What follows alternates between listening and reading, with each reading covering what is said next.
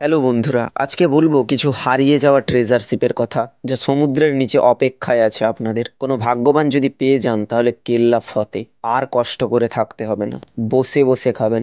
আপনিও হয়ে যেতে পারেন এ যুগের একজন রাজা, রাজার ভান্ডার পাবেন। তবে একটাই রিকোয়ারমেন্ট, আপনাকে অসম্ভব ভাগ্যবান হতে হবে। নিজেকে ভাগ্যবানদের একজন মনে করলে ডুব দিয়ে নিজের ভাগ্য যাচাই করে দেখতে পারেন। কিন্তু এখন প্রশ্ন, কোথায় লুকিয়ে আছে এই ট্রেজার? কিভাবে সমুদ্রের নিচে তলিয়ে গেল এই জাহাজগুলি? কত টাকার ধনরত্ন আছে এই জাহাজগুলিতে? এই সমস্ত কিছুই জানতে ভিডিওটি শেষ পর্যন্ত দেখতে থাকুন। আর আপনি যদি স্ট্রেঞ্জ ফ্যাক্ট ইউটিউব চ্যানেলের নতুন সদস্য হয়ে থাকেন তাহলে চ্যানেলটিকে সাবস্ক্রাইব করে পাশে থাকা বেল বাটনটি অল সিলেক্ট করুন।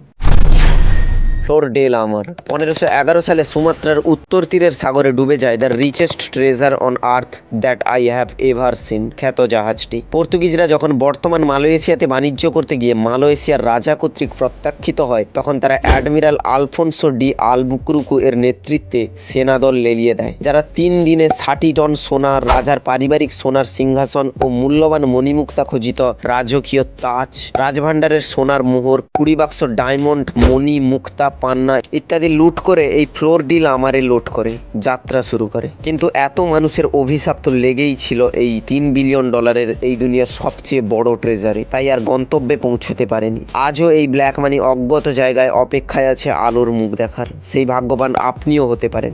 আপনি যদি এই গুপ্তধন উদ্ধার করতে পারেন, নিয়ম অনুযায়ী আপনি ওই ধনরত্নের 10%-এর মালিক হবেন।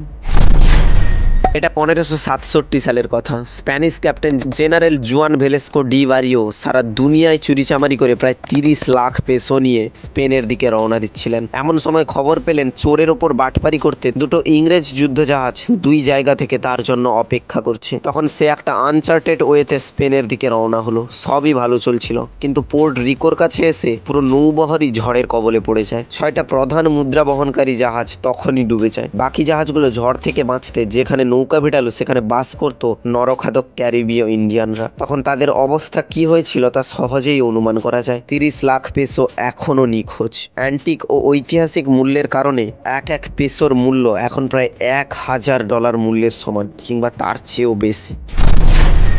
এল ডোরাডো দিনটি ছিল 4 জুলাই 1502। 32টি ক্যারাভেলের একটি নৌবহর সান্টো ডোমিঙ্গো পোর্টে 4 দিন আগে একত্রিত হয় স্পেনের উদ্দেশ্যে যাত্রা করার জন্য। ওই নৌবহরের ভেতরে এল ডোরাডো নামক নৌকায় ছিল বোবাডিল্লা নামক এক ফন্দিবাজে যাত্রী, যে 2 বছর আগে কলম্বাসকে 2 বছরের জন্য জেলে ভরেছিল। কাকতালীয়ভাবে কলম্বাসও একটি সমুদ্র যাত্রার পথে সান্টো ডোমিঙ্গোতে অবস্থান করেছিল। কলম্বাস বোবাডিল্লাকে বলেছিল ওই খারাপ আবহাওয়াতে যাত্রা শুরু না করতে, কিন্তু তার কথা ওই ফন্দিবাজ বোবাডিল্লার ভালো লাগেনি। সে এর ভেতরেই যাত্রা শুরু করে এবং ওই সময়ের পৃথিবীর সবচেয়ে ভয়ঙ্কর সাইক্লোনের ভেতরে পড়ে যায়। 13 ঘন্টা প্রতিকূল আবহাওয়ার সাথে যুদ্ধ করে তারা হার মেনে নিজেদের প্রকৃতির দয়ার উপরে ছেড়ে দেয়। সেই ঝড়ে 27টি জাহাজ এবং 500 জন যাত্রীর সলিল সমাধি ঘটে। মাত্র 5 জন বেঁচে যায় ওই দিন। কিন্তু জানেন কি এর সাথে কি হারিয়ে যায়? 1.5 টন ওজনের একটি সোনার টেবিল, যা ওই বোবাডিল্লা তার গভর্নর হওয়ার পর রাজাকে গিফট দেওয়ার জন্য নিয়ে যাচ্ছিল। আরও ছিল 15টি জাহাজপূর্ণ সোনার গুঁড়ো ও মণিমুক্তা।